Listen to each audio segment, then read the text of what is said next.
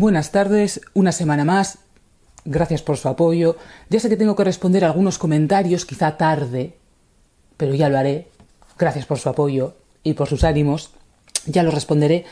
A ver, hoy tenemos un texto que quizás sea un poco polémico. Ya saben que yo apelaré siempre a ese nivel que está más profundo que el nivel político, que sirve para curar las heridas que se infligen a nivel político, porque no tiene sentido hacerlo de otra manera y enrarecer más el ambiente más de lo que está. Bueno, C.S. Lewis, La abolición del hombre, editorial Encuentro, es muy breve, 96 páginas. Este libro es del año 2007, pero la primera edición es de 1987. A ver, la abolición del hombre en el sentido de la abolición de todo lo que es humano o de lo que significa ser humano. Empieza C.S. Lewis... A ver, seguramente ya saben ustedes quién es C.S. Lewis, el amigo de Tolkien, el del Señor de los Anillos. Lewis escribió lo de las Crónicas de Narnia y todos esos libros que luego hicieron películas. Ese es C.S. Lewis, es muy conocido. Bueno, pues este texto es un intento de combatir lo que se conoce como nosotros quizá lo llamaríamos relativismo o subjetivismo, pues tiene nombre técnico las éticas emotivistas o éticas del sentimiento, cuyo exponente máximo es George Moore. Lewis no le llega a mencionar, el que sí le mencionará será MacIntyre, este texto ya le reseñaremos. Intentar combatir las éticas emotivistas. Entonces, comienza C.S. Lewis diciendo que manejó un libro de texto de primaria, de lengua, en el que dos individuos tenían que describir unas cataratas que aparecían en un poema de Coleridge. Imagínense qué tipo de cataratas serían. Y uno de ellos las describió como bonitas y el otro las describió como sublimes. Los autores del libro, C.S. Lewis se referirá a ese libro como el libro verde, y a los autores del libro y a las personas como ellos les llamará los innovadores y después los manipuladores. Bueno, pues los autores de este libro, del libro verde, dicen que el señor que describió las cataratas como sublimes, en realidad no estaba describiendo las cataratas, sino a sí mismo, las emociones que le suscitaban. Y C.S. Lewis escribe este texto para demostrar lo contrario. Entonces, la cuestión es, lo que dice este texto es que existen una serie de normas o de leyes no escritas, no es derecho positivo, aunque ha podido inspirar al derecho positivo, que sirven que nos enseñan a relacionarlos con el todo, con el mundo de fuera, con la realidad, pero también con el orden interno del alma, que nos enseñan a diferenciar el bien del mal, la mentira de la verdad, la justicia de la injusticia, y que sirven como base para emitir juicios de valor y conclusiones. El gran estudioso de las religiones, Mircea Eliade, y estos textos también ya los reseñaremos, aquí en Historia de las creencias y de las ideas religiosas, nos dice que esta serie de normas no escritas existen en todas las culturas. Los egipcios lo llamaron Ma'at. En los brahmanes de la India, en los libros védicos, se llama Rita, no sé cómo se pronuncia. Los avestas iranios lo llaman Asha, los griegos Temis, los babilonios Masaru, los chinos Tao, y los pueblos europeos modernos lo llamamos algo así como ley natural. Bueno, pues este texto es una defensa de la existencia de eso, de la ley natural. Entonces, dice C.S. Lewis que esos autores del libro verde no están enseñando lingüística, sino que lo que están enseñando en realidad es un posicionamiento filosófico, una doctrina. A ver cómo sigo. Entonces, está combatiendo las nuevas éticas emotivistas de Moore o éticas del instinto. A lo largo del texto, C.S. Lewis llamará a la ley natural, se refiere a ella como Tao, usa la palabra china. A ver, Y dice, llámenlo como quieran, ley natural, moral tradicional, principios básicos de la razón práctica, fundamentos últimos. Llámenlo como quieran. Entonces dicen, hay que aceptar que estos principios son al mundo de la acción lo que los axiomas son al mundo de la teoría. Todos los principios prácticos están ya presentes en el Tao.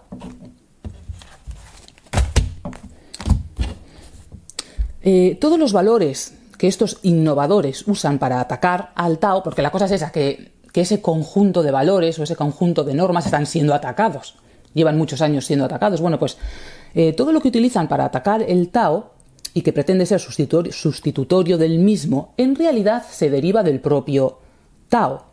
Porque si falla el Tao, o la ley natural o esas leyes absolutas, fallan con él las propias concepciones de los innovadores respecto a los valores. Nadie puede exigir una autoridad distinta a la del Tao. Y ahora verán cómo lo justifica C.S. Lewis. Porque gracias a ciertos aspectos del Tao que ellos han heredado, están capacitados para atacarlo. Por ejemplo, dice que el ataque frontal al Tao, es decir, ¿quién lo dice? ¿Por qué tengo que obedecer? ¿Quién dice que esto es así? Eso no es admisible, no porque sea severo u ofensivo, sino porque ningún juicio de valor se puede justificar a ese nivel. Tú puedes contraatacar diciendo lo mismo, diciendo, el otro te dice otra cosa, y tú le contraatacas así diciendo, ¿y por qué? ¿Y por qué lo dices? ¿Quién eres tú? ¿Por qué te tengo que obedecer?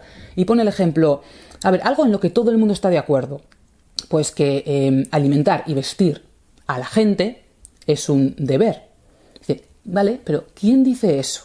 En realidad es un aspecto del Tao que los innovadores o quien esté de acuerdo con esas cuestiones extrae del propio Tao e ignora todos los demás, pues los principios de bien o de mal o de justicia o de injusticia. Estos innovadores eligen lo que les conviene y rechazan lo que no les conviene. Entonces, lo que pretenden ser nuevos sistemas, o como ahora se llaman, ideologías, consisten en aspectos del propio Tao tergiversados y sacados de contexto y posteriormente sublimados hasta la locura. Todo deber contraído con nuestra gente o con cualquier ser humano, en realidad, parte de la moral tradicional y es parte del Tao. A ver qué más. En los antiguos sistemas, tanto el tipo de hombre que los educadores han pretendido producir, los educadores o los innovadores, como sus motivos para hacerlo, estaban ya prescritos por el Tao, y los maestros no tenían autoridad, no creían tener autoridad para desviarse de esa norma. También ellos la acataban. Eran, dice C.S. Lewis, eran pájaros que enseñaban a volar a otros pájaros.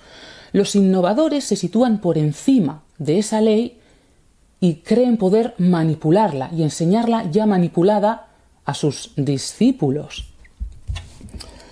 Los manipuladores se han emancipado de todo esto. El origen último de toda acción humana ya no es para ellos algo dado, es algo que manejan, como se hace con la electricidad.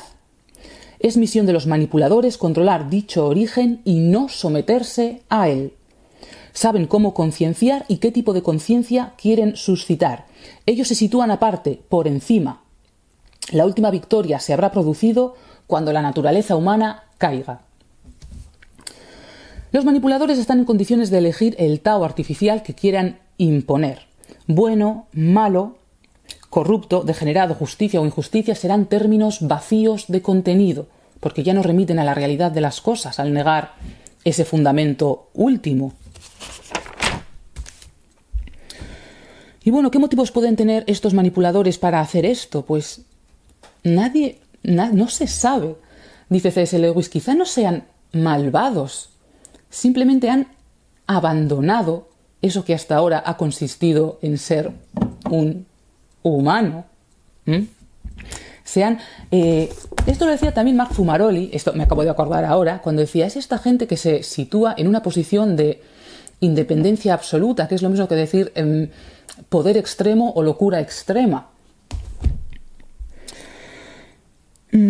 Una creencia dogmática en un valor objetivo es necesaria a la idea misma de una norma que no se convierta en tiranía y una obediencia que no se convierta en esclavitud, porque ambos, tanto el que hace la ley como el que la obedece, se sitúan los dos bajo esa norma objetiva, bajo ese Tao que es igual para los dos. El proceso que de no ser parado llevaría a la abolición del hombre se extiende deprisa entre todos, entre comunistas, capitalistas, demócratas, fascistas, entre todos. Recuerden tengo aquí... Ay, no, ¿dónde está? Aquí a Ortega y Gasset. Recuerden, a la hora de establecer un diálogo, que decía... no hay cultura donde no hay acatamiento de ciertas últimas posiciones intelectuales a que referirse en la disputa. Esto decía Ortega y Gasset. Aquí estamos siendo testigos de la abolición, al final, del todo y del proceso lógico. No se puede discutir con esa gente, porque no parten de un algo objetivo a lo que poder referirse. Son ellos. Dicen que el hombre que describió las cataratas llamándolas sublimes estaba describiéndose a sí mismo. Es al contrario. Ese hombre estaba describiendo la realidad de esas cataratas, o la realidad. Era el otro el que dijo que eran bonitas, el que estaba refiriéndose a su propio sentimiento. Lo que está defendiendo C.S. Lewis en este texto es que la realidad es de tal naturaleza que exige de nosotros una respuesta en concreto. Podemos darla o no, pero es la que exige. No sé si se me está olvidando algo importante. A ver. Bueno, es igual, porque hay otros muchos textos que van a decir más o menos lo mismo. Para los antiguos sabios, el problema cardinal era cómo adaptar el alma a la realidad, y la solución fue el conocimiento, la autodisciplina y la virtud. Para la ciencia aplicada y para la magia, el problema es cómo adaptar la realidad a los deseos del hombre, y la solución es una determinada técnica. El auténtico poder de los innovadores y de los manipuladores reside en el hecho de que se están dirigiendo a niños. Esto se hace en las escuelas. Niños que quieren estar haciendo sus deberes y que no tienen ni idea de lo que están haciendo con ellos. Los innovadores y los manipuladores no enseñan al alumno lo que es la literatura. Han erradicado de su alma, mucho antes de que sea lo suficientemente adulto como para poder elegir, la posibilidad de tener ciertas experiencias que pensadores más autorizados que ellos consideraron generosas y humanas. Están deshumanizando a la gente. Está ocurriendo y todos lo sabemos. Es así. Otro pequeño fragmento de la herencia humana les habrá sido sutilmente negado antes de que fueran adultos para comprenderlo. Bueno, vamos a leer un poco del texto. A ver, es la doctrina del valor objetivo, la convicción de que ciertas actitudes son realmente verdaderas y otras realmente falsas respecto a lo que es el universo y lo que somos nosotros. Los que conocen el Tao pueden mantener o afirmar que los niños son hermosos o que los viejos son dignos de respeto, y eso no es solamente constatar un hecho psicológico sobre nuestros sentimientos paternales o filiales en cada momento, sino que es reconocer una cualidad que exige de nosotros una cierta respuesta, tanto si la damos como si no. A ver, y todos estos manipuladores que parecen tan serios y tan racionales, dicen, en realidad no es que sean racionales, no son más listos que los demás. Es que no es que tengan un cerebro grande, sino un corazón pequeño.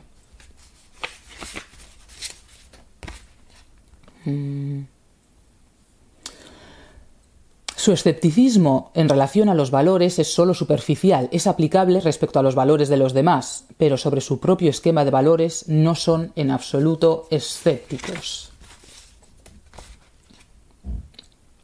No tenemos una exigencia instintiva para mantener las promesas o para respetar la vida de cada individuo. Por eso, tener escrúpulos en relación a la justicia o a la humanidad es algo que, miren lo que dice, cuidado, es algo que se puede eliminar sin más cuando entra en conflicto con nuestra meta real.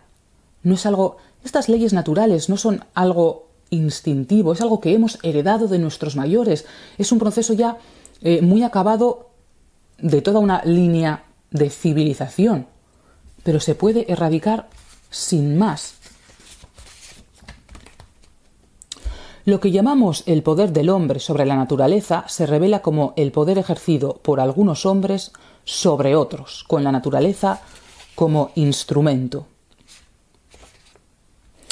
Miren lo que dice aquí. A ver, yo de verdad que lo diré siempre, que son ese tipo de tradicionalistas los que mejor han sabido ver el futuro. Dicen, este cuadro se puede modificar, el hecho del poder del hombre sobre el hombre, con la estatalización de las materias primas y de las empresas y mediante el control público de la investigación científica. Pero, a menos que existiera un Estado mundial, esto todavía significaría la preponderancia de unas naciones sobre otras, e incluso en esta nación única o en este Estado mundial significaría el poder de la mayoría sobre las minorías y sobre todo el poder del gobierno sobre el pueblo. El peldaño final se alcanza cuando mediante la eugenesia, mediante la manipulación prenatal y mediante una educación y una propaganda basadas en una perfecta psicología aplicada, el hombre logra un completo control sobre sí mismo. La naturaleza humana será el último eslabón de la naturaleza que capitulará. En ese momento se habrá ganado la batalla, o perdido. Habremos arrancado el hilo de la vida de las manos de Cloto y en adelante seremos libres para hacer de nuestra especie aquello que deseemos. La batalla estará ganada, pero ¿quién la ha ganado? El poder del hombre para hacer de sí mismo lo que le plazca significa el poder de algunos hombres para hacer de otros lo que les place. Los que moldeen al hombre en esta nueva era estarán armados con los poderes de un Estado omnicompetente y de una irresistible tecnología científica. Se obtendrá finalmente una raza de manipuladores que podrán verdaderamente moldear la posteridad a su antojo. Dice C.S. Lewis, bueno, pues este nuevo tipo de humanos que van a controlar las instituciones públicas y que van a controlar los medios de producción, ¿son buenos, son malos? Que bueno, a lo mejor son buenos, pero es que esas palabras, bien, mal, bueno, malo, nosotros las utilizamos desde como herederos del Tao. Esta gente se ha desligado de todo eso. Entonces, ese tipo de palabras, esos conceptos, para ellos están vacíos de contenido. Dice C.S. Lewis que lo que él cree, dice, más bien me inclino a pensar que los manipuladores odiarán al manipulado. ¿Y qué motivos tendrán los manipuladores para actuar? Pues cualquier cosa, el tiempo que haga o si les duele la digestión. Nadie lo sabe. Porque su racionalismo extremo, el profundizar más allá de todo motivo racional, les hace ser criaturas de comportamientos totalmente irracionales. Si no se obedece al Tao, o uno se suicida, o simplemente obedece a sus impulsos, ya no te conviertes en una criatura más racional, sino menos racional. La victoria del hombre sobre la naturaleza se saca una conclusión de la victoria del hombre sobre la naturaleza, la sumisión de toda la raza humana a algunos hombres. Y estos hombres sujetos a lo que en ellos es puramente natural, es decir, sus impulsos irracionales.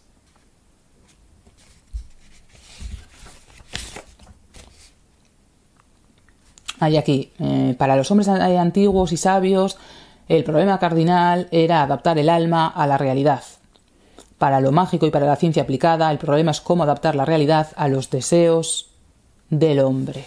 Aquí habla, a ver, hay un autor que dijo los empíricos son los brujos de nuestro tiempo.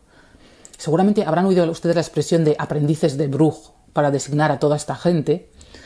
Y aquí luego al final, en las páginas del final, aquí tengo la página 75 y 76, hace un poco, menciona un poco a Bacon y compañía, cómo fueron estos primeros empíricos que nos los muestran siempre como gente muy racional, los que cimentaron este nuevo tipo de éticas que miren a dónde nos están llevando.